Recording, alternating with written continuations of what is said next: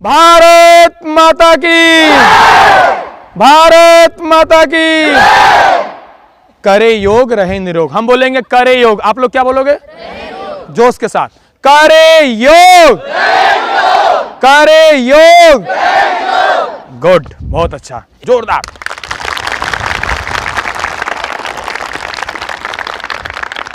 Relax. हम क्या है बोल दो? संस्कार। समझ गए ना डिफिनेशन? चलो अब यहां पहले ये बताएं, आप लोग डेली स्कूल आते हो कि नहीं? कॉलेज आते हो? किसके किसके घर में गुरु, टीचर, अध्यापक, आचार्य, आचार्या हैं? वो बच्चे हाथ उठाएं। जिसके घर में गुरु, टीचर, आचार्य, आचार्या हैं, हाथ उठाओ। चलो, कौन है? आपकी दीदी, आपके चाचा जी। अच्छा, वाह, बस इतने बच्चे हैं। अभी यही कहेंगे हमारी बड़ी मम्मी है या बड़े ताऊ हैं, चाचा हैं, यही उत्तर दोगे ना। हमारे भैया हैं, भैया की दीदी हैं, यही ना। चलो अभी सबके हाथ उठेंगे। एक बार अपनी मूर्खता के लिए आप लोग जोरदार ताली बजाओ, ताली बजाओ जोरदार। चलो अब बताओ, इधर बच्चे ध्यान दो, आप लोग मान सम्मान रिस्पेक्ट करते हो कि नहीं? कोई बच्चे नमस्ते करते हैं, कोई सलाम करते हैं। चलो अब बताओ, आपको घर में खाना बनाकर कौन देती हैं? आपको स्कूल में कौन पढ़ाते हैं? स्कूल कॉलेज में कौन पढ़ाते हैं? और आपको कपड़े लाकर कौन देते हैं? बीमार पड़ते हो तो कौन दिखाते हैं? अब किसके किसके घर में गुरु हैं? हाथ उठा दो। अब सबके घर में जोरदार हाथ उठाओ एकदम पूरा। जिससे घर में हाथ ना उठाए। समझ में आया कि नहीं?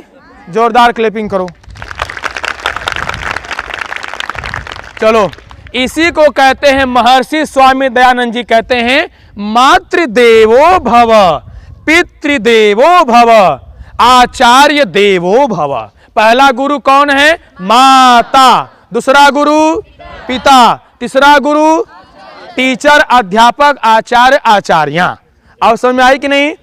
फिर से बोलो, पहला गुरु, दूसरा गुरु, तीसरा गुरु टीचर। अब समझ में आ गया? तो संस्कार जरूरी है कि शिक्षा जरूरी है? नहीं, दोनों में बहुत फर्क है, जमीन आसमान का। बुद्धि से सोचो, कौन सा जरूरी? सबसे पहले एजुकेशन एंड इनिशिएशन, शिक्षा के साथ दीक्षा का होना, चरित्र का होना बहुत जरूरी है। जो झुक सकता है सारी दुनिया को झुका सकता है, क्योंकि रुका हुआ पानी भी बेकार हो जाता है।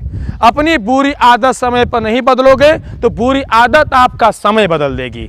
कठिनाई सभी पर आता है, कोई कठिनाई से निखर जाता है और कोई कठिनाई से बिखर जाता है। तो निखरना है कि बिखरना है? इसलिए प्यारे बच्चों, संस्कार को हासिल करो। तो अब से कितने बच्चे माता पिता को नमस्ते सलाम कर कर आएंगे डेली? हाथ उठाओ। आते हो डेली? कुछ तो आते, लेकिन कुछ नहीं कर कर आते। तो ये सबके लिए ठीक है? हाँ, बहुत अच्छा।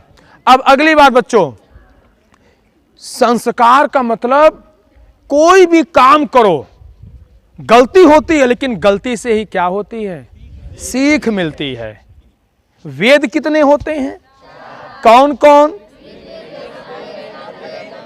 सबसे प्राचीन वेद कौन सा है? बहुत अच्छा, गुड। जैसे आप लोग पढ़ते हो अपनी बुक में, सिलेबस में, पाठ 1 रहता है, किसी किसी में पाठ 2, पाठ खंड रहते हैं, किसी में 4, किसी में 5 रहते हैं कि नहीं? जैसे ऋग्वेद 1 है, पर उसके खंड कई खंड है। जैसे खंड बता दें हम, जैसे ऋग्वेद 1 है, ऋग्वेद में 10 मंडल। कितने मंडल?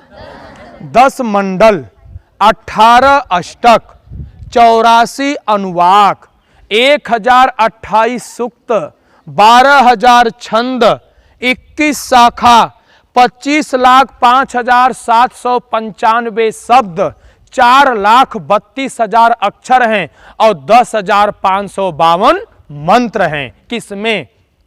ऋग्वेद में। इसी तरह से बच्चों यजुर्वेद में अलग है, सामवेद में अलग है, अथर्ववेद में अलग है। यजुर्वेद में 40 अध्याय हैं। अब ऐसे ही कितने बच्चे हैं जो कुरान शरीफ आदि पढ़ते हैं? हाथ उठाओ। नहीं, ठीक है, गीता पढ़ो, रामचरितमानस पढ़ो, ठीक है। कुछ बच्चे होंगे जो कुरान शरीफ आदि का अध्ययन करते होंगे। कुरान शरीफ, हाथ उठाओ। कितने बच्चे पढ़ते हैं? हाथ उठाओ। हाँ, हम भी पढ़ते हैं, हम भी आपसे पूछेंगे। बहुत अच्छा। चलो, कुरान शरीफ में कितने पारे होते हैं? सूरतें 114। गुड। आयतें?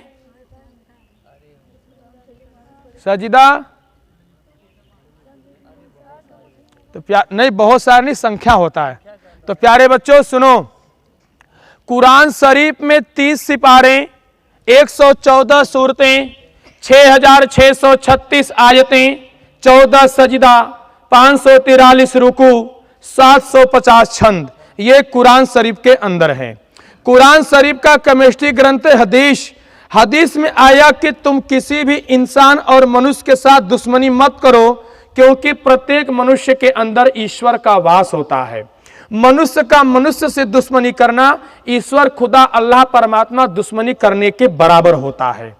इसलिए प्यारे बच्चों, आप अपने अध्ययन में मननशील रहो। ये कुरान शरीफ में अंतिम चैप्टर में आया है कि जन्म से लेकर कब्र तक इंसान विद्यार्थी सीखता ही सीखता है, कभी उसकी शिक्षा समाप्त नहीं होती। यावत जीवेत अधीते विप्राह, विद्वान जब तक जीवित रहता है तब तक उसकी शिक्षा प्रारंभ रहती है। विद्वान की कभी शिक्षा समाप्त नहीं होती। इसलिए प्यारे बच्चों, अच्छा बताओ, लोग पैर, अच्छा ज्ञान कहां होता है? बुद्धि ज्ञान कहां होता है? मस्तिष्क में। मस्तिष्क में होता है, पेट में होता है, पैर में होता है, हाथ में होता है। कहां होता है? मस्तिष्क में। तो बताओ, लोग पैर को नमस्ते क्यों करते हैं, क्यों झुकते हैं? बताओ। मैं अभी पढ़ रहा था गुरु ग्रंथ साहब में, पर अच्छी बात है। बताओ, लोग पैर को नमस्ते क्यों करते हैं? आशीर्वाद लेने के लिए। बहुत अच्छी बात आई कि पैर को लोग नमस्ते इसलिए करते हैं क्योंकि भाई ज्ञान तो आपने कहा मस्तिष्क में होता है, पेट में होता नहीं, पैर में होता नहीं।